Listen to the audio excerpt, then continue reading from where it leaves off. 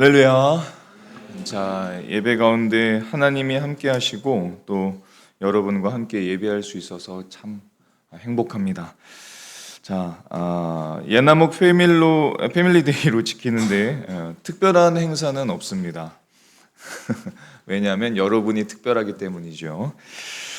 자, 우리 교회가 세대를 이어가고 연합하는 공동체가 되기를 소망합니다. 예, 자, 오늘 예배 가운데 하나님 안에서 우리가 한 가족임을 발견하고 또 그것을 증언하는 복된 주일이 되기를 소망합니다. 자, 오늘 주신 하나님의 말씀은 마가복음 말씀입니다. 마가복음 3장 20절부터 35절까지 말씀입니다. 마가복음 3장 20절부터 35절까지. 네, 다시 성경 찾는 소리가 줄어드는 것 같아요. 자, 20절부터 35절까지 저와 여러분이 교독해서 읽도록 하겠습니다. 제가 먼저 읽겠습니다. 내용을 잠깐 말씀드릴까요? 말씀이 좀 길면 그 내용을 좀 먼저 생각해 보는 것이 좋겠습니다. 장면을 좀 상상해 보세요. 많은 사람들이 예수님께 몰려옵니다. 고침받기 위해서, 회복되기 위해서 예수님께 막 몰려와요. 예수님이 집에 거하시는데 그곳으로 막 몰려옵니다. 그런데 오늘 말씀을 보면은 정작 예수님의 혈육들, 가족들, 그리고 당시의 종교 지도자들은 예수님을 전혀 이해를 못해요. 계속해서 배척합니다. 하지만 예수님께서는 그런 오해 속에서도 죄인들을 또 자신에게 오는 사람들을 치유하시고 품으시고 또 사랑하시고 하나님의 사랑을 드러내세요. 그리고 마지막에, 오늘 말씀 마지막에 혈연보다 더 깊은 새로운 가족을 선언하십니다. 그게 교회입니다. 그거를 함께 나누도록 하겠습니다. 자, 20절부터 제가 먼저 읽고 교독해서 읽도록 하겠습니다. 집에 들어가시니 무리가 다시 모임으로 식사할 겨를도 없는지라 친족들이 듣고 나오니 이는 그가 미쳤다 하밀니라. 예루살렘에서 내려온 서기관들은 그가 바알세불이 집혔다 하며 또 귀신의 왕을 힘입어 귀신을 쫓아낸다 하니 예수께서 그들을 불러다가 비유로 말씀하시되 사탄이 어찌 사탄을 쫓아낼 수 있느냐. 또 만일 나라가 스스로 분쟁하면 그 나라가 설 수 없고 만일 집이 스스로 분쟁하면 그 집이 설 수 없고 만일 사탄이 자기를 거슬러 일어나 분쟁하면 설 수 없고 망하느니라. 사람이 먼저 강한 자를 결박하지 않고는 그 강한 자의 집에 들어가 세간을 강탈하지 못하리니 결박한 후에야 그 집을 강탈하리라. 내가 진실로 너희에게 이르노니 사람의 모든 죄와 모든 모독하는 일은 사하심을 얻되 누구든지 성령을 모독하는 자는 영원히 사하심을 얻지 못하고 영원한 죄가 되느니라 하시니 이는 그들이 말하기를 더러운 귀신이 들렸다 함이로라. 그때에 예수의 어머니와 동생들이 와서 밖에 서서 사람을 보내어 예수를 부르니 무리가 예수를 둘러 앉았다가 여짜오되 보소서 당신의 어머니와 동생들과 누이들이 밖에서 찾나이다. 대답하시되 누가 내 어머니이며 동생들이냐 하시고 둘러앉은 자들을 보시며 이르시되 내 어머니와 내 동생들을 보라. 누구든지 하나님의 뜻대로 행하는 자가 내 형제요 자매요 어머니이니라. 아멘. 제목은 예수님이 만들어 가시는 새로운 가족이라고 했습니다. 우리는 점점 외로운 시대를 살아가는 것 같아요. 사람들은 SNS도 하고 영상도 많이 보고 하면서 영상도 남기고 하면서 더 가까워지는 것 같은데 정작 마음은 더 멀어지는 것 같습니다. 연결된 사람들은 굉장히 많은데 기댈 곳은 있으신지요? 정말로 여러분들의 마음을 기댈 곳이 있으신지요? 함께 있지만 혼자인 사람들이 참 많은 것 같습니다. 요즘 식당 가면 어떤 좌석이 많아졌어요? 혼밥을 먹는 좌석들이 아예 한쪽에 이렇게 쫙 있더라고요. 어쩌면 지금 우리가 함께 예배하고 있지만 우리 중에서도 조용히 지쳐있는 홀로 된 마음으로 앉아 계신 분이 계실지 모르겠습니다. 믿음을 가진 사람들도 처음에는 뜨거웠는데 시간이 흐르면서 참 힘들어져요. 현실은 무겁고 또 기도하려고 해도 자꾸 낙심되고 또 말씀 붙들고 살아가고 싶은데 세상은 너무 막 거칠게 막 우리를 쫓아옵니다. 사람에게 상처받고 세상 속에서도 흔들리고 또 교회 공동체 안에서도 때로 외로움을 느끼며 살아가죠. 그러면 마음속에 이런 질문들이 생깁니다. 정말 교회는 소망일 수 있을까? 정말 교회는 끝까지 함께 갈 수 있을까? 이런 질문들이 생깁니다. 그런 저와 여러분들에게 주시는 오늘 말씀, 이 마가복음 3장의 말씀은 정말로 중요한 말씀입니다. 자, 본문으로 좀 들어갈까요? 본문의 그날 예수님께서 계신 그 집에는 사람들이 끝없이 몰려들고 있었습니다. 병든 사람들, 또 지친 사람들, 귀신 들린 사람들, 마치 절망의 끝자락에 선 사람들이 예수님이 마지막 희망처럼 여기고 예수님께 몰려 들어왔어요. 20절의 말씀을 보면 이렇게 기록되어 있죠. 집에 들어가시니 무리가 다시 모임으로 식사할 겨를도 없는지라. 밥 먹을 시간이 없어요. 예수님이 너무 바쁜 겁니다. 계속 사람들이 몰려 들어와요. 하지만 사실 예수님이 마음만 먹으시면 식사하실 수 있죠. 하지만 쉬지 않으십니다. 왜냐하면 그 영혼들을 향한 긍휼함 때문이었죠. 그 영혼들을 사랑하시고 그 영혼들을 치유하시기 위해서 쉬지 않으셨습니다. 이런 예수님의 마음을 표현하는 말씀이 있습니다. 마태복음 9장 36절의 말씀을 보면 무리를 보시고 불쌍히 여기시니 이는 그들이 목자 없는 양과 같이 고생하며 기진함이라. 지금 우리의 예배 가운데 주님께서 함께 계심을 믿으십니까? 그 주님께서 우리들을 보시는 마음입니다. 그런 마음으로 지금 우리를 보시는 거예요. 목자 없는 양과 같이 고생하며 기진한 우리의 삶을 잘 보고 계십니다. 예수님께서 자신에게 몰려들어온 그 사람들의 겉모습만 보지 않으셨죠. 그 사람들 안에 있는 아무도 모르는 상처를 보셨고 또 눈물을 보셨고 무너져가는 저들의 심령을 보셨습니다. 세상 사람들은 그 사람들을 평가했어요. 그 사람들을 무시했습니다. 병든 자들, 상처 입은 자들, 아픈 자들, 기진한 사람들, 세상 속에서 자랑할 것이 없는 사람들, 그런 사람들을 세상은 판단했고 평가했지만 예수님은 그들을 모두 다 맞아들이셨습니다. 안으셨고 품으셨습니다. 불쌍히 여기셨습니다. 마태복음 11장 28절에 주님께서 이렇게 말씀하셨죠. 수고하고 무거운 짐진 자들아 다 내게로 오라. 다 내게로 오라. 내가 너희를 쉬게 하리라 말씀하십니다. 그날 그 집에 예수님께서 거하시는 그 집에는 사람들이 그 쉼을 찾기 위해서 예수님께 몰려들었던 겁니다. 자, 그런데 정작 예수님의 가족들은 점점 불안해하고 있어요. 21절의 말씀을 새한글로 버전으로 보면 이렇습니다. 이 소식을 듣고서 예수님의 가족들이 예수님을 붙잡으러 나갔다. 왜냐하면 사람들이 떠들어대기를 예수가 미쳤다고 했기 때문이다 라고 기록을 합니다. 예수님께서는 쉬지도 않으시고 많은 사람들을 불러 모으시고 가르쳐 주시고 고치십니다.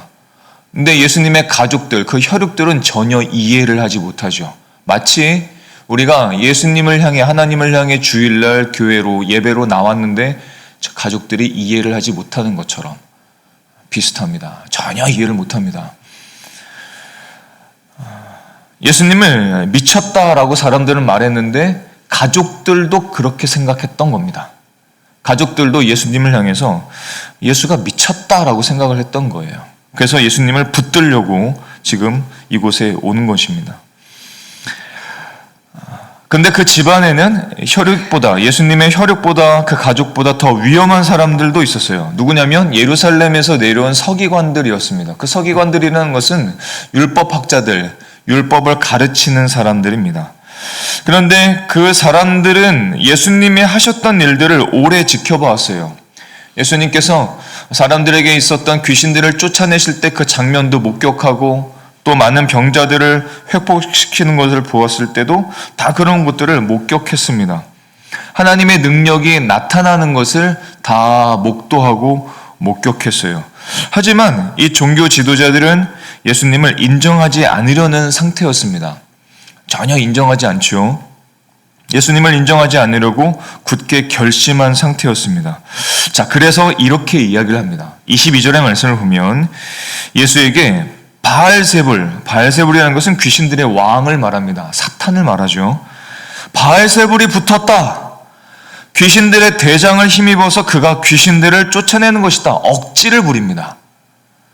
예수님을 인정하지 않으려니까 예수님의 역사, 하나님의 역사를 보았는데도 불구하고 그것을 인정하지 않고 사탄의 힘을 빌어서 저 예수가 능력을 나타내는 것이다. 이렇게 이야기를 해요. 하나님의 역사를 보면서 사탄의 일이라고 말한 것이죠. 요한복음 3장 19절에서는 이미 이런 모습을 예언하셨습니다. 빛이 세상에 왔으되 사람들의 자기 행위가 악함으로 빛보다 어둠을 더 사랑한 것이니라. 이렇게 말씀하셨어요. 자, 그런데 이때 예수님께서 그들에게 이렇게 말씀하십니다. 23절의 말씀을 보면 사탄이 어찌 사탄을 쫓아낼 수 있느냐? 즉 뭐라고 말씀하시는 거예요? 나는 사탄의 힘을 빌어서 하는 것이 아니라 하나님의 능력으로 하는 것이다. 성령의 능력으로 하는 것이다 라고 말씀하시는 것입니다. 그때 집안의 분위기가 어떻게 되었을까요? 조용해졌겠죠. 굉장히 조용해졌을 것입니다. 그때 예수님께서 계속해서 이렇게 말씀하십니다. 27절의 말씀을 보면 또 사람이 먼저 강한 자를 결박하지 않고는 그 강한 자의 집에 들어가 세간을 강탈하지 못하리니 라고 말씀하세요. 무슨 말씀을 하시는 거예요? 예수님은 이렇게 말씀하시는 겁니다. 나는 단순히 좋은 말만 전하려 온 것이 아니다. 사탄의 권세 아래 묶인 너희들을 해방시키러 왔다. 너희들을 자유케 하기 위해서 이 땅에 왔다. 라고 말씀하신 겁니다. 예수님은 죄에 묶인 모든 사람들을 자유하게 하시고 죽어가던 영혼들을 살려내시고 어둠 가운데 있는 자들을 빛으로 이끌기 위해서 이 땅에 오셨습니다. 누가복음 19장 10절의 말씀을 보면 인자가 온 것은 잃어버린 자를 찾아 구원하려 함이니라 말씀하셨어요. 그리고 예수님은 십자가에서 이 모든 일들을 완성하셨습니다. 다 이루셨습니다. 이것이 복음입니다. 성경은 선언합니다. 골로새서 1장 13절의 말씀을 보면 그가 우리를 흑암의 권세에서 건져내사 그의 사랑의 아들의 나라로 옮기셨으니 라고 말씀하셨습니다. 그 나라로 옮기셨다는 것을 여러분 믿으시는지요? 그런데 서기관들은 이 말씀, 예수님의 말씀을 들었는데도 불구하고 끝까지 마음을 닫아버립니다. 마음을 닫아버려요. 천국의 복음을 선포해도 사람들이 마음을 닫아버리면 신겨지질 못합니다. 사람을 살리는 생명의 말씀, 복음, 하나님의 생명이 우리에게 주어져도 우리가 하던 대로 마음의 문을 닫아버리면, 하나님을 보지 않으면, 고개를 숙여버리면, 자버리면, 아무것도 안 하면, 반응하지 않으면 그 생명의 말씀이 신겨지질 못해요. 그 서기관들처럼 말입니다. 그 바리새인들처럼 말입니다. 그 사람들은 하나님께서 빛을 그들에게 비춰주시는데 끝까지 거부하면서 완고한 마음으로 그 자리를 버티고 있었습니다. 그래서 주님께서는 그들에게 이렇게 엄숙하게 말씀하십니다. 저는 이 말씀이 지금 하나님의 말씀을 듣지만 마음의 문을 닫아버린 모든 사람들에게 하시는 엄숙한 경고라고 생각되어집니다. 그 말씀은 29절의 말씀이죠. 누구든지 성령을 모독하는 자는 영원히 사하심을 얻지 못하고 영원한 죄가 되느니라 하십니다. 성령께서 역사하시는 일을 모독하는 자는 구원을 받지 못한다는 뜻이에요. 하나님께서 비추시는 빛을 끝까지 거부하는 완고한 마음에 대한 경고를 주셨던 겁니다. 따라서 반대로 생각하면 이렇습니다. 그러므로 혹시 지금 내 마음속에 왜 나는 이렇게 부족할까? 혹은 하나님은 여전히 나를 사랑하실까? 하나님은 나를 구원하실까? 이런 고민을 하고 계신 분들이 계시다면 그 마음은 오히려 서기관들과 다르다는 겁니다. 그들은 마음의 문을 닫아버렸지만 오히려 그런 질문을 하고 고민을 하는 분들은 오히려 하나님의 은혜를 갈망하고 있다는 증거가 되기 때문에 그렇습니다. 이사야서 42장의 3절의 말씀을 보면 이렇습니다. 우리 같이 한번 읽어볼까요? 자, 시작. 상한 갈대를 꺾지 아니하시며 꺼져가는 등불을 끄지 아니하시기를. 그렇습니다. 예수님은 연약한 자를 버리지 않으십니다. 흔들리지 않는 자를 보시고 또 흔들리는 자를 외면하지 않으시죠. 히브리서 13장 5절의 말씀을 보면 내가 결코 너희를 버리지 아니하고 너희를 떠나지 아니하리라 라고 말씀하십니다. 그것이 하나님의 마음이십니다. 현장으로 다시 돌아가 볼까요? 자, 그 순간 예수님께서 이 서기관들에게 이런 엄숙한 경고를 내리셨을 때 밖에서 웅성거리는 소리가 들리기 시작합니다. 사람들이 이렇게 말해요. 마가복음 3장 32절의 말씀을 보면 보소서 당신의 어머니와 동생들과 누이들이 밖에서 찾나이다. 이렇게 말합니다. 자, 밖에서 이런 소리가 들렸을 때의 모든 시선이, 그 집안에 있는 사람들의 모든 시선이 예수님께 향했을 겁니다. 그때 예수님께서 사람들을 둘러보시면서, 저같이 지금 이렇게 사람들을 둘러보시면서 이렇게 말씀을 하세요. 지금 집안에 있는 사람들은 어떤 사람들입니까? 상처 입은 사람들, 자기의 죄 때문에 고민하는 사람들, 회복받기를 기대하는 사람들, 세상 속에서 밀려난 사람들, 병든 사람들, 연약한 사람들, 그 집안에는 그런 모든 사람들이 있었습니다. 예수님께서 그 밖에서 웅성거리는 소리를 들었을 때 그 집안에 있는 사람들을 이렇게 둘러보시면서 조용하게 이렇게 말씀하세요. 33절에 누가 내 어머니며 동생들이냐 이렇게 말씀하십니다. 그리고 이어서 주변에 앉은 사람들을 바라보시면서 선언을 하십니다. 34절의 말씀을 적진 않았지만 이렇게 말씀하셨죠. 내 어머니와 내 동생들을 보라. 자, 지금 예수님의 혈육들, 예수님의 어머니와 예수님의 가족들, 예수님의 동생들은 어디에 있습니까? 집 밖에 있습니다. 집 밖에서 예수님을 붙들려고 왔어요. 집 안에 누가 있습니까? 병든 사람들, 아픈 사람들, 지친 사람들, 인생을 포기하고 싶었던 사람들, 그래서 예수님께 다가왔던 사람들. 자, 예수님은 누구를 향해서 선언하셨습니까? 집 안에 있는 사람들을 향해서 선언하십니다. 집 안에 있는 사람들을 보시면서 이렇게 말씀합니다. 저분이 나의 어머니요. 저분이 나의 아버지요. 저분이 나의 동생이요. 저들이 나의 형제들이요. 이렇게 말씀하신 겁니다. 혈육의 가족은 이 땅에서 마감을 하면 끝입니다. 이 세상의 삶은 100년 넘을까요? 오랜 시간일까요? 아닌 것 같습니다. 시간이 정말 빨리 가는 것 같아요. 예수님께서 지금 집 안에 있는 사람들을 보면서 선언하십니다. 새로운 가족을 선언하십니다. 혈육의 가족뿐만 아니라 우리에게 어떤 가족이 필요한지, 어떤 가족이 있어야 하는지를 선언을 하고 계신 것이죠. 누구든지 35절에 이렇게 마지막 선언하십니다. 누구든지 하나님의 뜻대로 행하는 자. 하나님의 뜻대로 행하는 자라는 것은 하나님의 뜻을 다 행하는 자를 말씀하시는 것이 아니에요. 아무도 그럴 수 있는 사람은 없습니다. 어떤 사람도 하나님의 뜻을 다 행할 수 있는 사람은 아무도 없어요. 그런 사람을 말하는 것이 아니라 그렇게 살려고 하는 사람들.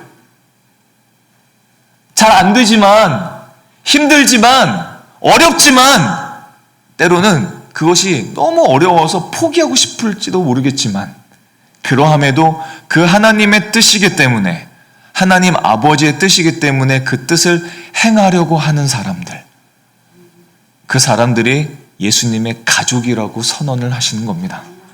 그게 예수님의 가족이에요. 그게 하나님의 가족입니다. 우리의 혈육 중에는 하나님의 가족이 아닌 사람들이 있습니다. 그러나 어떠한 모습으로 살지 모르겠지만 그 어려운 중에 살지라도, 아픈 가운데 살지라도, 병이 있을지라도, 아픈 마음으로 날마다 그 고민하며 눈물을 흘릴지라도 그 사람이 하나님 아버지가 되시고 하나님의 뜻을 행하려 하는 사람들은 모두 다 하나님의 가족이라는 선언이세요. 예수님의 가족이라는 선언입니다. 어느 가족이 영원히 가겠습니까? 어느 가족이 끝까지 가겠습니까? 어느 가족이 영원토록 살겠습니까? 완벽해서 예수님의 가족이 되는 것이 아닙니다. 넘어져도 다시 붙들고 하나님의 뜻 안에서 살고자 하는 사람들이 예수님의 가족이라는 것입니다. 우리가 어떻게 예수님의 가족이 되었습니까? 완전했습니까? 아닙니다.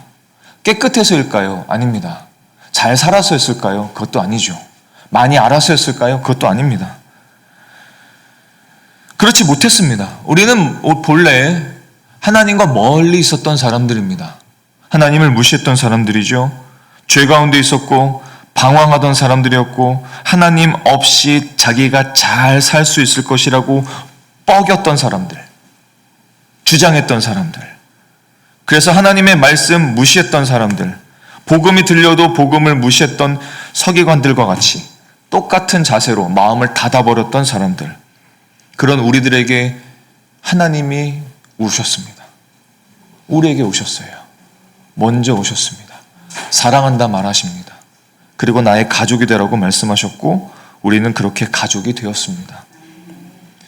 에베소서 2장 12절의 말씀을 보면 그때에 너희는 그리스도 밖에 있었고 세상에서 소망이 없고 하나님도 없는 자였다라고 말씀하시죠. 그게 우리였습니다. 그 여러분이었어요. 여러분의 삶이었습니다. 그런 우리를 예수님께서 자신의 가족으로 삼으시기 위해서 십자가를 지신 겁니다. 사람들에게 오해받으시고 버림받으시고 조롱당하시고 모든 것을 내어주시면서까지 마침내 십자가에 달리셨어요.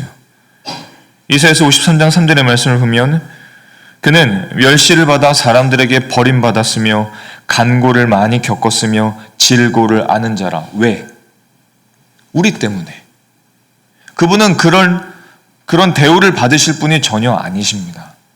하지만 우리를 자신의 가족으로 삼기 위해서 그 모든 일들을 행하셨던 것입니다. 십자가를 지셨던 거예요. 로마서 5장 8절의 말씀을 보면 우리가 아직 죄인 되었을 때에 그리스도께서 우리를 위하여 죽으심으로 하나님께서 우리에 대한 자기의 사랑을 확증하셨느니라 하셨습니다. 십자가는 그래서 단순히 기독교의 어떤 상징이 아니죠. 십자가는 버려진 사람들을 가족으로 부르신 하나님 사랑의 증거이십니다. 증표이시죠. 그래서 십자가 모양을 잘 보십시오. 십자가 모양을 잘 보면 세로로는 하나님과 우리를 이어줍니다. 그리고 가로로는 우리 서로를, 아픈 자들을, 병든 자들을, 힘든 자들을, 지친 자들을, 삶을 포기하려는 자들을 서로 이어주고 있습니다.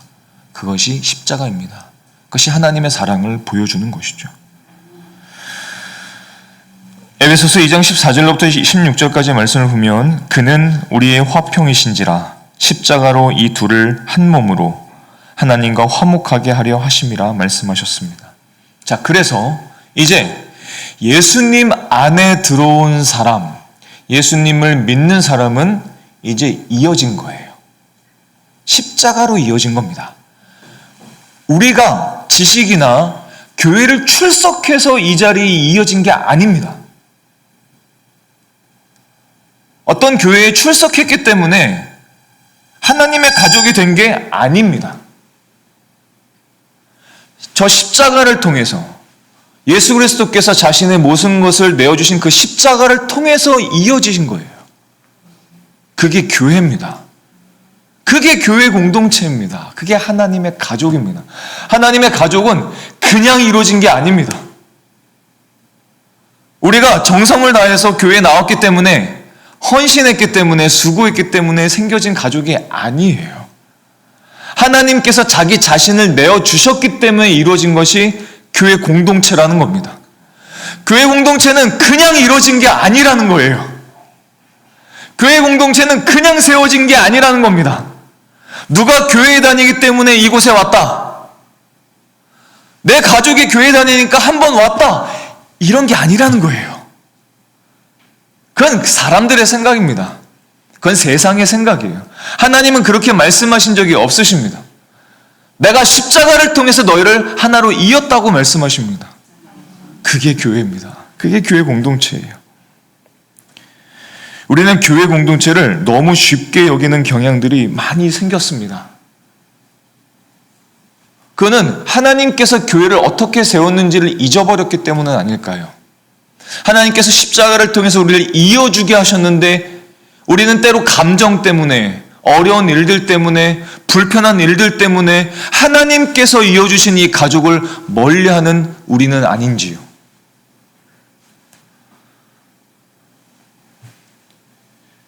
성경을 보면 하나님께서는 언제나 상처 입은 사람들을 불러서 공동체를 세우셨습니다.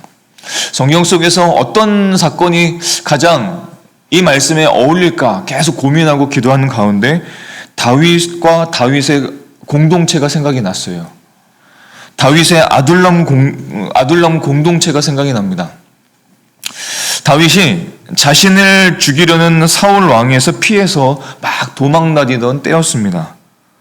다윗은 분명 하나님께서 지명하시고 다윗을 왕으로 기름 부어주셨던 사람이죠. 다윗은 이스라엘의 왕으로 기름 부음을 받은 사람입니다. 하지만 현실은 왕이 아니라 도망자였죠. 사울 왕을 피해서 계속 도망다니고 있었습니다. 왕으로 기름 부으심을 받았는데, 왕으로 인정을 하나님께 받았는데, 하나님이 지목하셨는데 환경은 광야였어요. 상황은 너무 좋지 않았습니다. 삶은 무너져 있었습니다. 주변의 사람들이 다 다윗을 죽이려고 합니다. 욕합니다. 근데 그때 이상한 사람들이 다윗에게 몰려들기 시작하죠. 하나님께서 그렇게 하신 겁니다. 성경은 그 장면을 이렇게 기록을 합니다. 사무엘상 22장 2절의 말씀을 보면 이렇게 기록을 하죠. 환난당한 모든 자와 빚진 모든 자와 마음이 원통한 자가 다 그에게로 모였고 그는 그들의 우두머리가 되었다. 이렇게 말씀합니다. 이게 교회입니다. 이게 교회입니다. 환난당한 자들, 빚진 자들, 마음이 깨어진 자들, 세상이 보기에 실패한 자들, 이 사람들을 보면, 이 아둘람 동굴에 모인, 다윗과 함께 모인 사람들을 보면 나라의 중심 아니죠.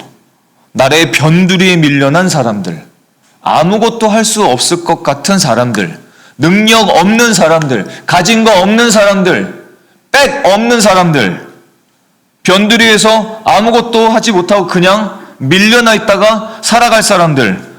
근데 하나님이 그 사람들을 모으십니다. 그 사람들을 한 명 한 명씩 모으세요. 그리고 다윗의 왕조를 만들어 가십니다. 하나님의 나라를 만들어 가셨어요. 그리고 그 왕조를 통해서 예수 그리스도께서 오셨습니다. 하나님이 그 왕조와 그 공동체를 통해서 예수님이 오실 길을 만들고 계셨습니다. 그리고 시간이 지나자 그 아둘람 동굴의 사람들이 결국은 다윗 왕국의 용사들이 되어갑니다.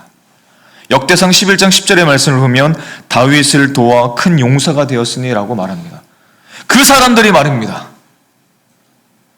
모든 환난당한 자, 빚진 자, 마음이 원통한 자들이 그에게로 모여서 하나님 나라를 만들어 갔던 겁니다. 큰 용사가 되었습니다. 아무도 그렇게 될 것이라고 예상했던 사람들은 전혀 없습니다. 그 사람이, 그 존재가 하나님 나라의 주역이 될 것이라고 예상했던 사람이 누가 있겠어요? 환난당했는데, 빚졌는데, 아무것도 없는데 그 사람이 다윗의 용사가 될 줄 누가 알았겠습니까? 근데 하나님이 그렇게 하셨습니다. 그것이 하나님이 교회로 여러분들을 부르신 이유예요. 우리가 교회가 된 이유입니다. 사랑하는 여러분, 교회가 바로 그런 곳이에요. 상처 입은 사람들이 오는 곳입니다.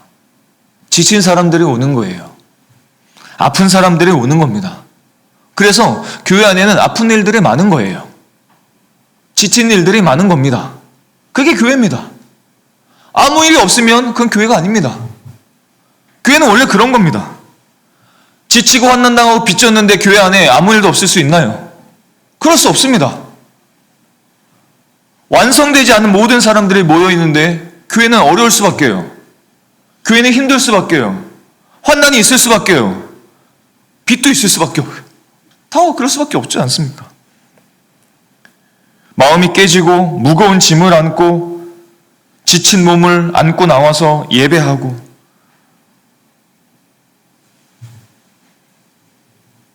하나님이 뜻대로 행하려고 부단히 애써가고 그렇게 살아가고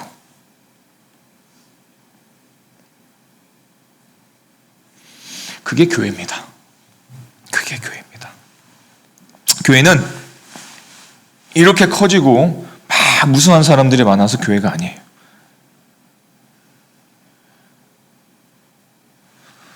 마치 다윗이 아둘람 동굴에서 그 사람들을 한 명 한 명 품었던 것처럼, 그리고 예수님께서 그 사람들을 집안에 다 모아서 불러들이셨던 것처럼, 오늘도 교회 안에서는 상처 입은 영혼들이 있고 주님께서는 그 영혼들을 품고 계십니다. 그 영혼들을 사랑하십니다. 그 영혼들을 만지고 계십니다. 그 영혼들을 사랑하고 계십니다. 그리고 은혜로 새로운 가족들을 또 한 명 만들고 또 한 명 만들고 새로운 가족들을 만들어 가시는 것이죠. 사도 바울은 이렇게 얘기한 적이 있습니다. 에베소서 2장 19절의 말씀을 보면, 그러므로 이제부터 너희가 외인도 아니요, 이제 밖에 있는 사람이 아니라는 겁니다. 예수님의 집 밖에 있었던 사람들 아니라는 거죠.